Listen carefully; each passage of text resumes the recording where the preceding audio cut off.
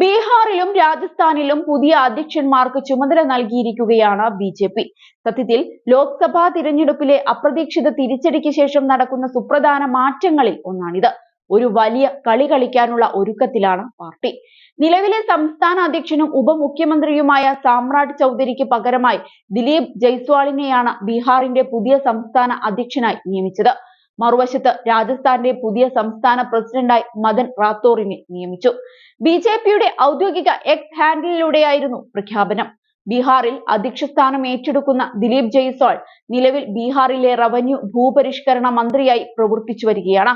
വൈശ്യ സമുദായത്തിൽപ്പെട്ട വ്യക്തി കൂടിയാണ് അദ്ദേഹം. 2009 മുതൽ ബീഹാർ ലെജിസ്ലേറ്റീവ് കൗൺസിലിൽ അംഗമായ ദിലീപ് ജയ്സ്വാൾ ഇപ്പോൾ 3ാം തവണയാണ് MLA ആയി തിരഞ്ഞെടുക്കപ്പെട്ടത്. സീമാഞ്ചൽ മേഖലയിൽ കാര്യമായ സ്വാധീനം ചെലുത്തുന്ന അദ്ദേഹം ബീഹാർ ബി.ജെ.പിയിൽ ദീർഘകാലം ട്രഷറർ സ്ഥാനം വഹിക്കുകയും ചെയ്തിട്ടുണ്ട്. അദ്ദേഹത്തെ പാർട്ടി നേതൃത്വത്തിലേക്ക് കൊണ്ടുവരുന്നത് കൃത്യമായ കണക്കുകൂട്ടലുകളുമായാണെന്നാണ് വിലയിരുത്തൽ. രാജ്യസഭാ എംപിയായ മദൻ റാത്തോഡിനെയാണ് രാജസ്ഥാൻ ബി.ജെ.പി അധ്യക്ഷനായി നിയമിച്ചത്. നിലവിലെ സംസ്ഥാന അധ്യക്ഷൻ CP ജോഷി രാജ്യസന്നദ്ധ അറിയിച്ചുവെന്ന് നേരത്തെ റിപ്പോർട്ടുകൾ ഉണ്ടായിരുന്നു. രാജസ്ഥാനിൽ 5 മണ്ഡലങ്ങളിൽ ഉപതിരഞ്ഞെടുപ്പ് നടക്കാനിരിക്കെയാണ് ഈ നിർണായക മാറ്റം. ജുൻജുനു, ദൌസ, ദിയോലി, ഉനിയാര, ഗിൻസർ, ചൗരാസി എന്നിവ ഉൾപ്പെടുന്ന സംസ്ഥാനത്തെ 5 സീറ്റുകളിലേക്കുള്ള ഉപതിരഞ്ഞെടുപ്പിന് മുന്നോടിയായി ജാതി സമവാക്യങ്ങൾ പാലിക്കാൻ വേണ്ടിയാണ് CP ജോഷിയെ മാറ്റിയതെന്നാണ് വിലയിരുത്തൽ. CP ജോഷി കഴിഞ്ഞ ദിവസം ഡൽഹിയിലെത്തി ദേശീയ നേതൃത്വവുമായി കൂടിക്കാഴ്ച നടത്തിയിരുന്നു. അതേസമയം 6 സംസ്ഥാനങ്ങളുടെ സംഘടനാ ചുമതലയുള്ളവരെയും ബി.ജെ.പി മാറ്റിയിട്ടുണ്ട്. ഹരീഷ് ദ്വിവേദി ആസാം, MP അതുൽ ഗാർ ചണ്ഡീഗഡ്, അരവിന്ദ് മേനോൻ തമിഴ്നാട് ലക്ഷദ്വീപ്, രാധാ മോഹൻദാസ് അഗർവാൾ രാജസ്ഥാൻ, രാജ്ദീപ് റോയ് ത്രിപുര എന്നിങ്ങനെയാണ് സംഘടനാ ചുമതലയുള്ളവരുടെ പുതുക്കിയ പട്ടിക.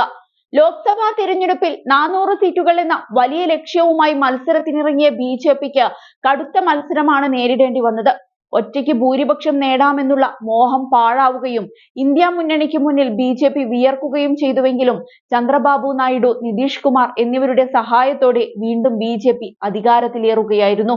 അതുകൊണ്ട് തന്നെ ഇത്തവണ സഖ്യകക്ഷിയായ JDUവിനെ ആശ്വസിപ്പിക്കാൻ ബീഹാറിൽ വമ്പൻ പ്രഖ്യാപനങ്ങളാണ് കേന്ദ്ര ബജറ്റിൽ ഉണ്ടായിരുന്നത്. പുതിയ വിമാനത്താവളമടക്കമുള്ള വമ്പൻ പദ്ധതികളാണ് പ്രഖ്യാപിച്ചത്.